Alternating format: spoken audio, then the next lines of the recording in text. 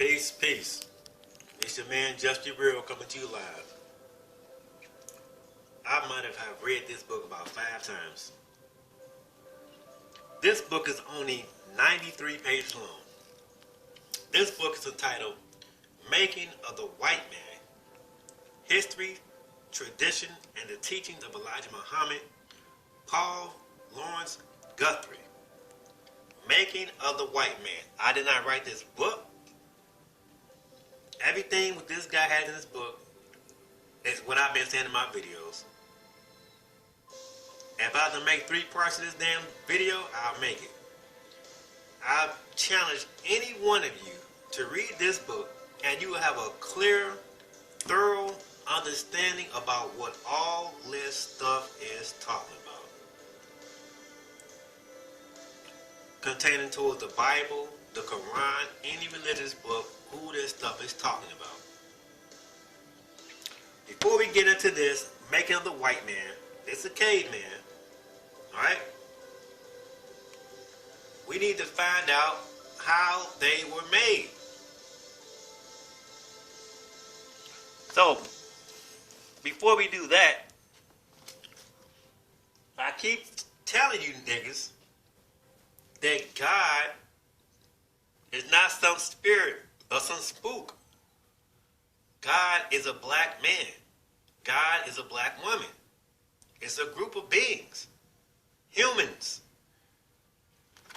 Before we get into this, let's go here back into this book, Black Root Science. We're going to go back to the beginning. Our Earth and solar system were created 78 trillion years ago. I talked about this in my last 2 videos, Black Root Science. As soon as the Earth was ready, 144,000 ancestors came from another star system. The star called, they pronounced it Sirius, that was worshipped by the ancient Egyptians. But this is wrong. This ain't no damn Sirius. This is Cyrus. Let's go to the damn Wikipedia. Etymology. The proper name Sirius or Cyrus, right? The proper name comes from the Latin, and it says it comes from the ancient Greek, lowering or scorcher. The Greek word itself may have been imported from elsewhere before the Archaic period, right? One authority suggesting a link with the Egyptian god Osiris. Osiris. This star is called Osiris. Our ancestors come from the star. This star system is called Osiris. This is black folks, man. This ain't no damn white folks. You white people come from us through genetic mutation. That's what genes, that's what your Genesis story is about. Genes. DNA. Now, I've taught on this in my last 2 videos, Black Root Science, right? Briefly. But now we're going to go into this book right here. Making of the White Man.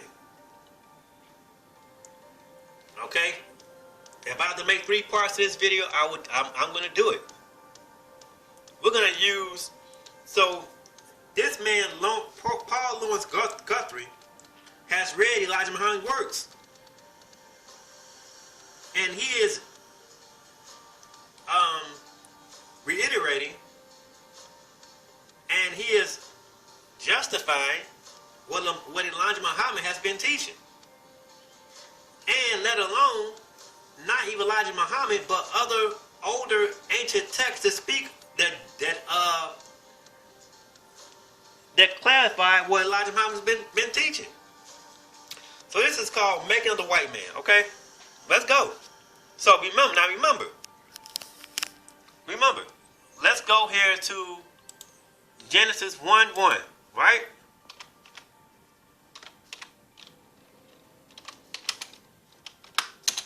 So we know that the gods are black men and women. Who was Adam in the Bible? Is Adam black or is he white? Oh, we gonna go into the forgotten books of Adam and Eve. We about to get it in. Oh man. So how did white people come about? Elijah Muhammad called it grafting. Grafting is another word for breeding. What do people do when they have animals? They breed them with dogs, cats, horses. So you got Genesis 1:1, right? I'm gonna go to Bible Hub. Trying to get you niggas to understand this, man.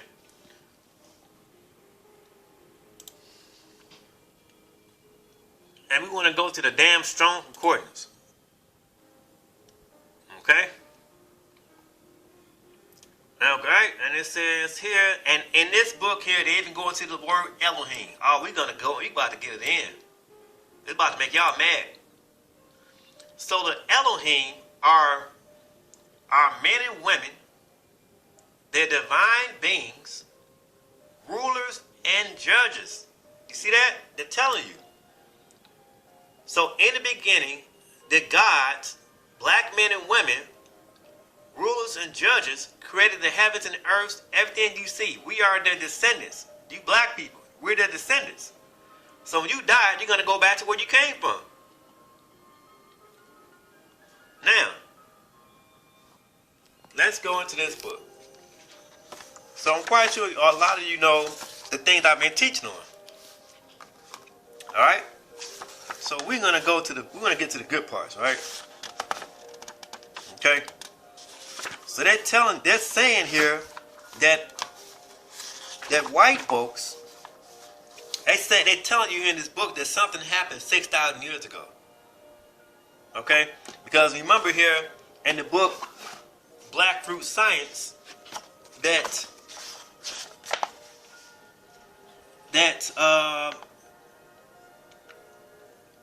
it says here that's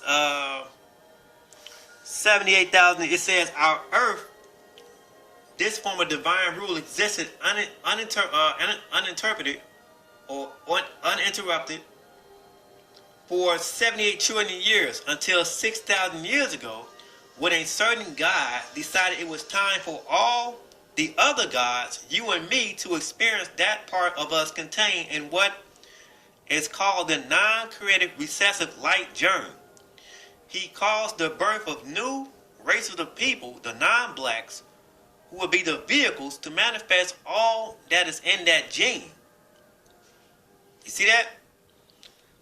Hence, 6,000 years ago, a god by the name of Yahweh, called Yaakov, and other ancient scripts, was born here on our earth. He, together with about 60,000 volunteers who are called the Elohim, made the non-blacks in our image. They made them by suppressing the dominant black gene and slowly unfolding the recessive light gene over a period of 7 generations of offspring, or 200 years. This caused the appearance of the first light race born to black people. After another 200 years of deliberate and careful breeding, they caused the second light race to appear out of the first. Then 200 years later, the third race appeared, and finally 66 years after the appearance of the third race, the yellow race, the fourth race, Caucasian, appeared. These 60,000 people, Yaakov or Yahweh, and the Elohim, thus initiated the modern age and the process that would eventually bring our divine kingdom to a temporary end. So, let's go here. So now, we know that these guys are black men and women, and Yahweh's a black man. And his buddies, the people who came along with him, he was born in our earth, came up with a plan. So Yahweh's our brother, he's our brother. You black folks, we don't worship him. He's one of us. Let's go here. So these So these are black men and women who has created the heavens and the earth, moon and stars and universe. Everything you see 78 trillion years ago. And we are their descendants. So in here, in Making of the White Man, it says that God said, let us make man in our image and likeness. Right? It says a day is 1,000 years to the Lord. They say that Adam was made on day 6,000 years ago. But we've been here for 78 trillion years. We don't come from here. We come from the star system's Sirius. They pronounce it Sirius, but it's Cyrus. And they try to make it like this dude, Osiris, was a mythological person.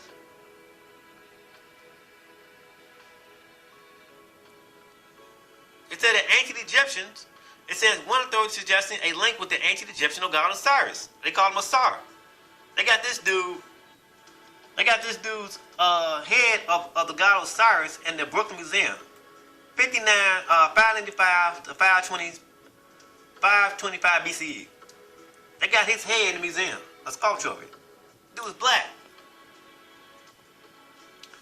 Alright, let's keep on going. So it says here that between 6,000 and 7,000 years ago, signs of disruption began to appear throughout the ancient civilizations of the Near East. Right? For nearly 1,000 years, the cultures of that region underwent a change, a period of regression.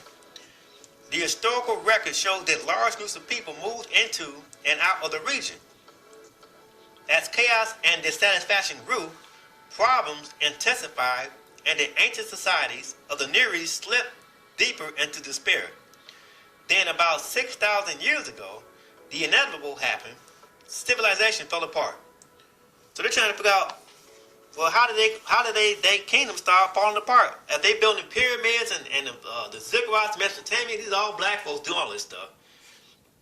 And then all of a sudden they start killing each other, fighting amongst each other. So what happened? Somebody came in. The white man.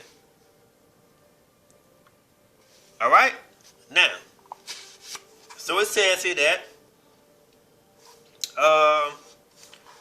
soon after the unsettling of civilization, another interesting change began to take place. This change occurred in the area of the Caucasus Mountain. There in West Asia, a previously unknown group of people suddenly appeared as if from out of nowhere. Like trying to play, man, where the hell these white folks come from? Collectively, they are known as Indo-Europeans, Caucasian, or white people. The facts show that they first entered the area around 6,000 years ago. Now, let's go here to the damn National Geographics. National Geographic's prove Dr. Jonathan Pritchard estimates that the point in time when the genes of the Asian, so you got Chinese people are Asians, and European population were altered was 6,600 years ago. The exact date that the Honorable Elijah Muhammad taught that Mr. Yaakov began his Patmos island grafting process. Now, let's keep on going. So, we know about what Elijah Muhammad talks about, okay? Now,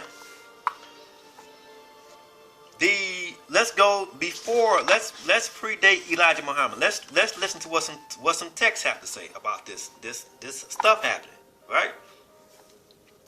So it says here that let's see. So it says here that in a book entitled A World History, William Hardy McNeill outlined what took place on page 43. Says during a period of about 300 years, beginning soon after 1700 BC, the civilized world was overrun by barbarian conquerors, hill peoples living north and east of Mesopotamia, tribesmen from the desert fringes of Syria, Palestine, and northern Arabia, together with wide-ranging war bands originating from the northern steppe, combined in varying proportions to attack all existing centers of civilized life. The range of these barbarian conquests was never again equal. At the two extremes of the civilized world in Crete and in India, little but smoking ruins remain.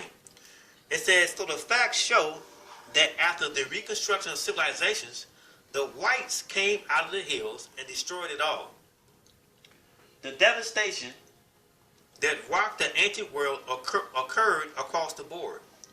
It is for this reason that if we look at the earlier history of civilization, we find that all the centers of civilization throughout the Near East, Africa, Mesopotamia, and India underwent a severe fall at about the same period of time. Earlier historians agree that the uprooting of those civilizations were the results of attacks from white barbarians who came rushing down out of the hills of West Asia. In India, Mohenjo-daro was sacked and its people were enslaved or killed. The outcome was the same for those of Mesopotamia and Egypt too. The extent to which the nomadic tribes overran and subjugated civilization is echoed in the writings of Emanuel Velikovsky, who describes what the whites did in Egypt by saying, quote, a cruel conqueror invaded the once mighty realm.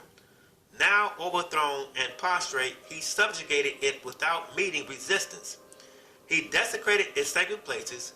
He raped its surviving women, enslaved the decimated population.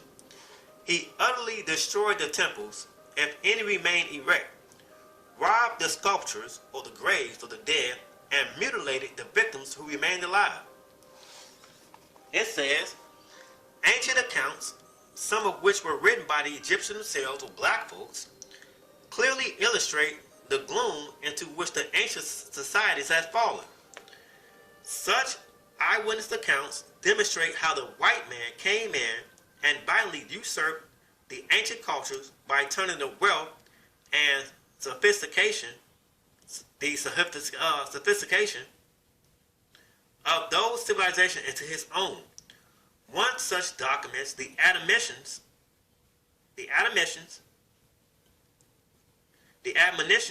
of Ipuwer was written in Egypt right after the white man gained control over the land.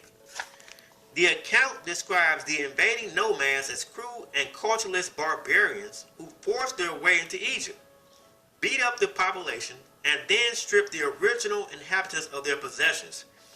Regarding these matters, the admonitions of Ipuwer reads, so this is the Egyptian document, an African document.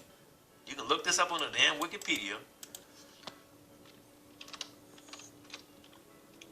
This is the Ipuwer papyrus, right? This is a papyrus, right? And they say here, let's see here, this is the admonitions. Here it is, the admonitions, all right? All right? This is written in the 12th dynasty. Okay?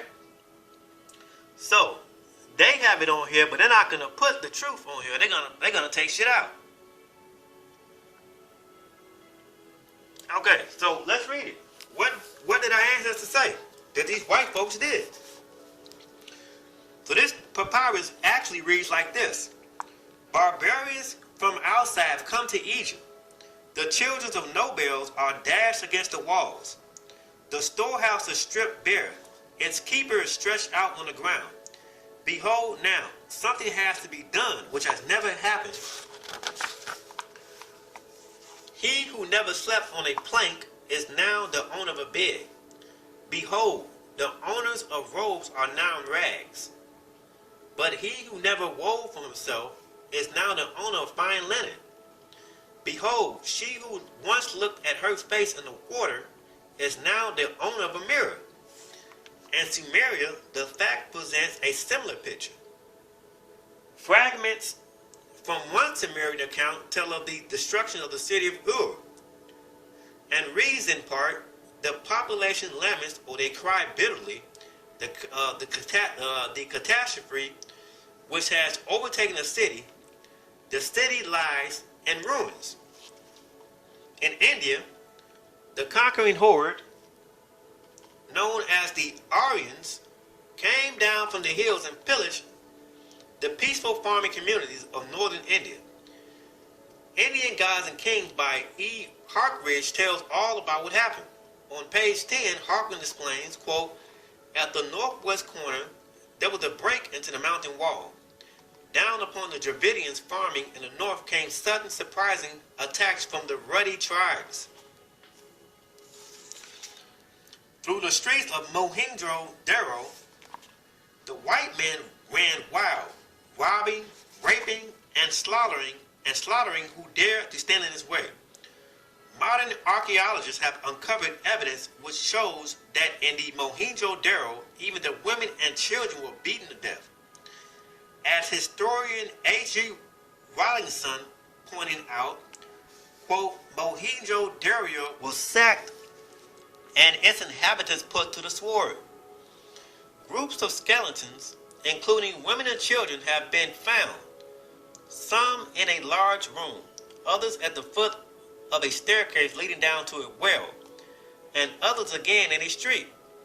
Their controlled attitude suggests, their contorted attitude suggests that they met a violent death. Now the references are all back here, all of them. Oh, I got some reading to do for you. I got some reading to do today, baby. Oh, we finna get it in. So your camps are wrong. They're telling you that you can mix all these other nations. They're lying. They're liars.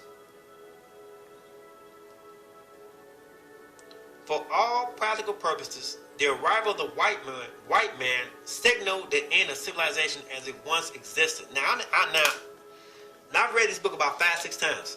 Making the White Man. History, Traditions, and Teachings of Elijah Muhammad. Paul Lawrence Guthrie.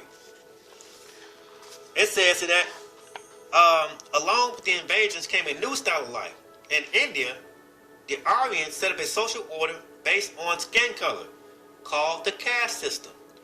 According to that system, the whites were the rulers, and the dark-skinned Dravidians turned into slaves and outcasts. In Egypt and Mesopotamia, the priests were turned into slaves, and the other dark-skinned persons were relegated to menial or menial positions or were pushed back away from the areas of trade and commerce. The new way of life was drastically different from anything that existed before. It was the beginning of the white man's rise to power. So, history and teaching of Elijah Muhammad.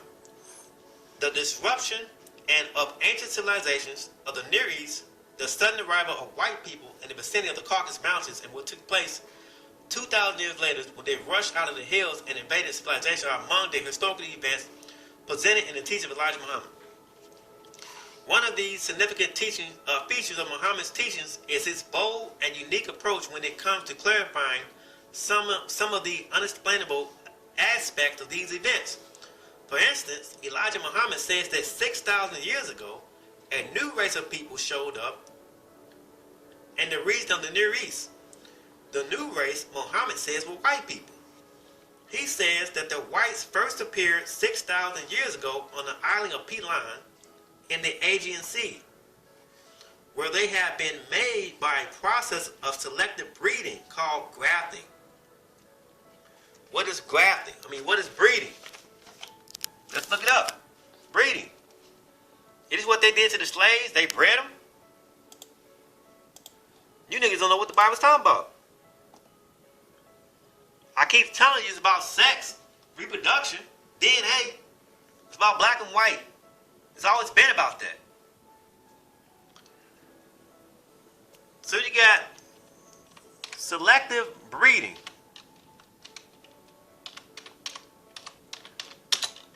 Selective breeding. What's the definition? Selective breeding, also known as artificial selection, is a process used by humans to develop new organisms with desirable characteristics. So you got breeding horses. You can breed horses, dogs, Cats. Let's look it up. Selective breeding of dogs, right? Selective breeding is a procedure of breeding purposely selected dogs with the intention to produce, preserve, or remove specific physical characteristics. You see that?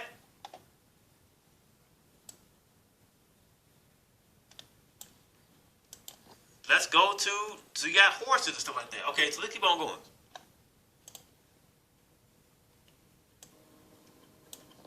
Let's keep on going.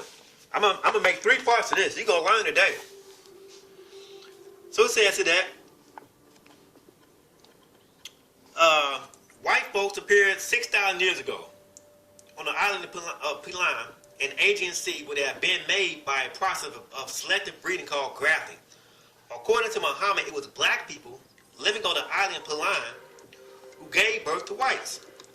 Under their leader, Yaqub, the blacks of Pilan were placed under a system of laws by which marriage was based on skin color, and in which only lighter complexion babies were allowed to survive. Muhammad teaches that over the course of many generations, the population of Pilan began to grow lighter and lighter until after 600 years of grafting, or selective breeding, the people became very pale and white. When some of the whites from Pilan showed up in the Near East, their presence created a calamity. As a result, they were driven out, away from the people and into the hills of West Asia. There, Muhammad teaches they remained there for the next 2,000 years. So, let's go here. Let's go here.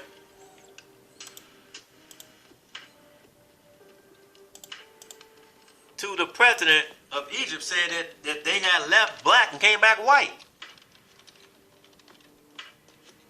President, what was that dude's name? Nasir, whatever his name is.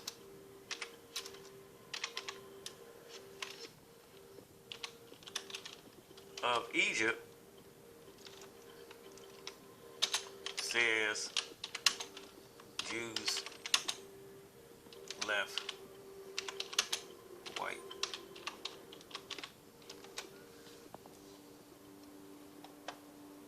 This is an excerpt from an interview with President Gamal Nasser. So people already know about this, right? He already knows about this. People already know about this. Alright, so let's keep on going. So it says that following the driving away of the whites, they became isolated and cut off without proper guidance and the things to start a civilization of their own. And as a result, Elijah Muhammad explains that they slipped into a life of savagery. He says that 2,000 years ago, and usurped civilization from the original people. Since history shows that a disruption had occurred in the Near East just prior to the sudden appearance of the white people in the hills of West Asia, is it possible that the teachings of Elijah Muhammad are indeed rooted in fact? Inasmuch as no other reasonable explanation has been presented to explain these occurrences, and since the evidence is consistent with what Muhammad says took place, is it reasonable to suggest that what Muhammad teaches is in fact? Let's go to, so we're going before Muhammad come on the scene.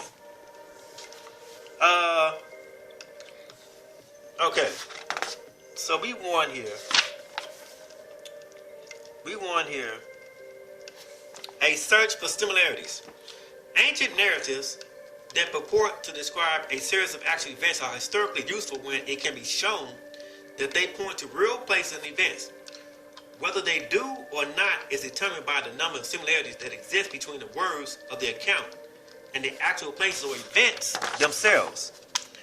The most popularly known traditional account which shares similarities with the teachings of Elijah Muhammad is the Bible story of Adam and Eve.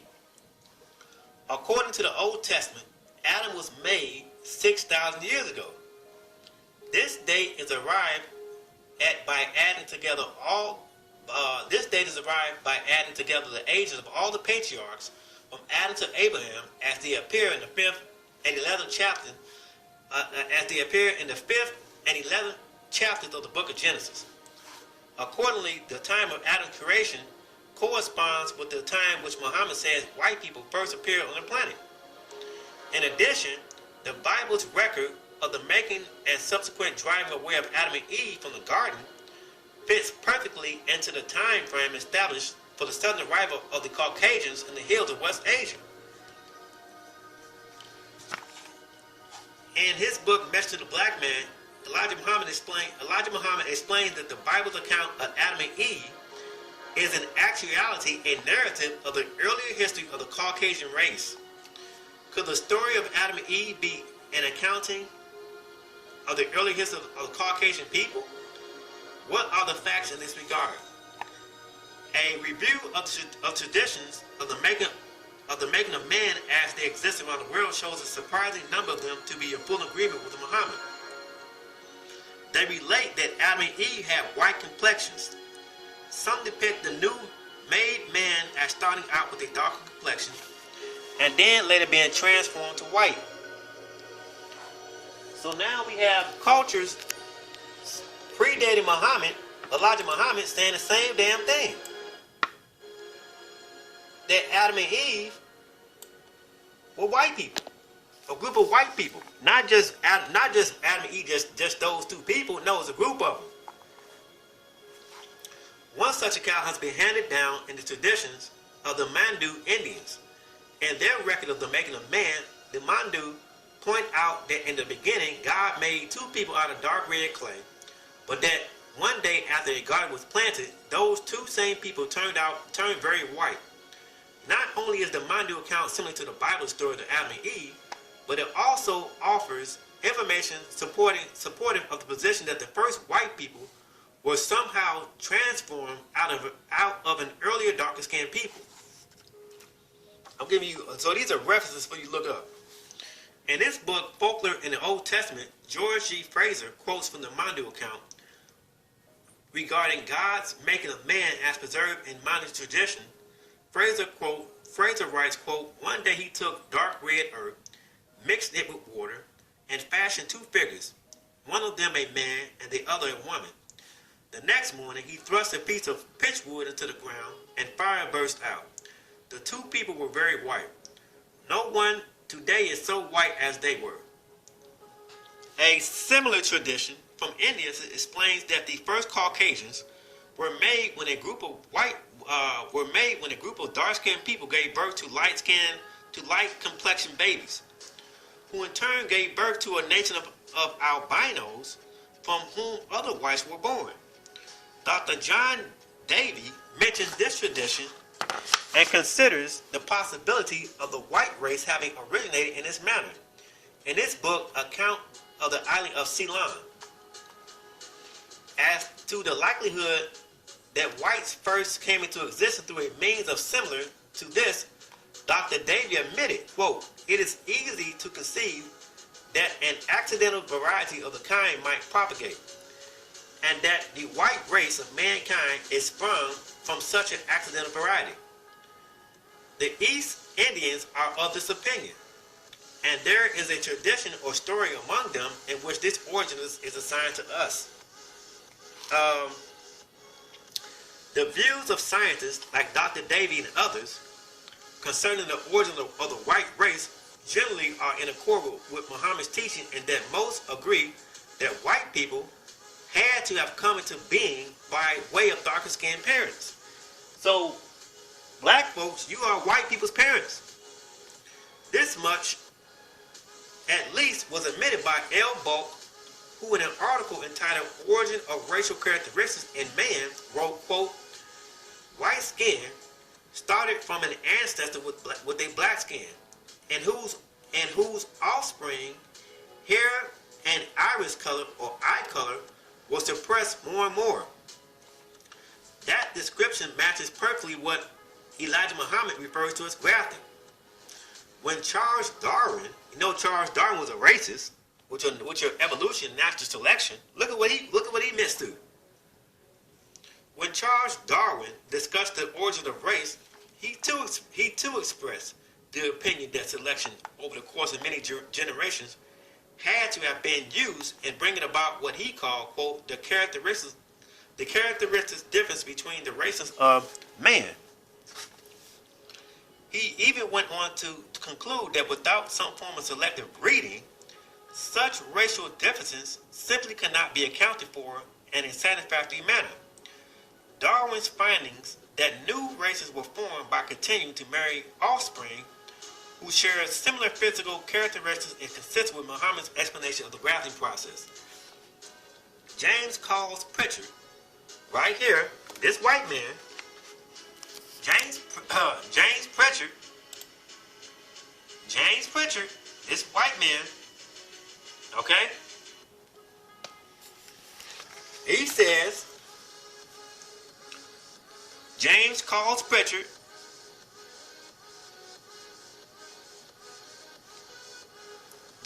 the British anthropologist looked at the facts and concluded that the physical differences between the races of man could only have resulted from a method comparable to the process of artificial selection carried on by plant and animal breeders. This too is consistent with the words of Elijah Muhammad.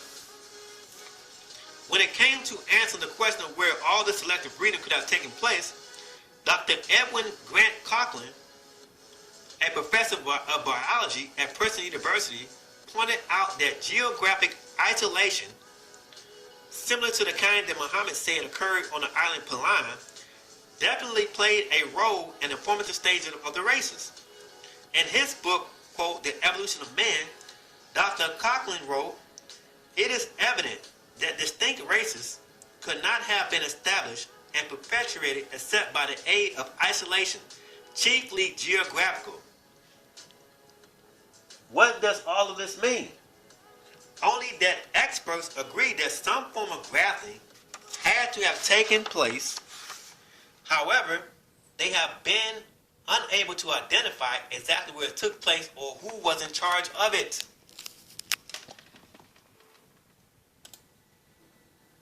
Let's keep on going. Like I said, there's going to be 3 parts to this.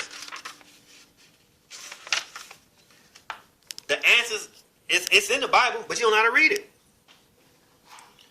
So it says, thus, it is with good reason that when asked whether a new race could be produced by separating specific individuals who possess similar genetic traits and selectively breeding or grafting them over the course of several generations, as taught by Elijah Muhammad, the experts have to agree with Dr. Ram, who omitted, quote, by scientific breeding, we can shuffle these genes with their characteristics and breed traits in or breed them out.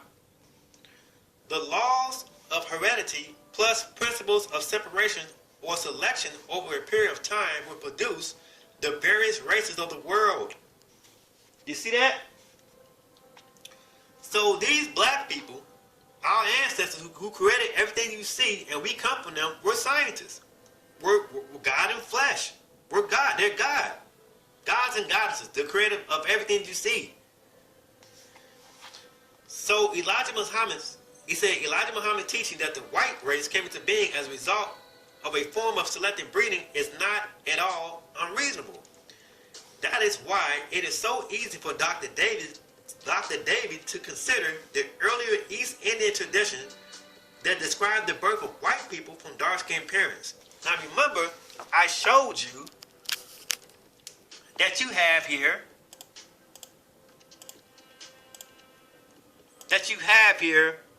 look up the gorilla snowflake.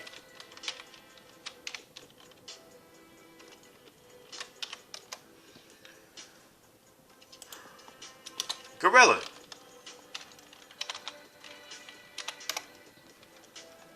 So here's the gorilla snowflake. Right? So you have two black gorillas get together, they have sex, and they produce this albino, this white gorilla. Same thing as in with black people. We produce all races of people. But in producing them, somebody did something called breeding. So here's Snowflake. And what does it say about Snowflake? Snowflake, this gorilla, was captured in the region in Equatorial Guinea on October 1966. And what does it say about Snowflake? It says Snowflake.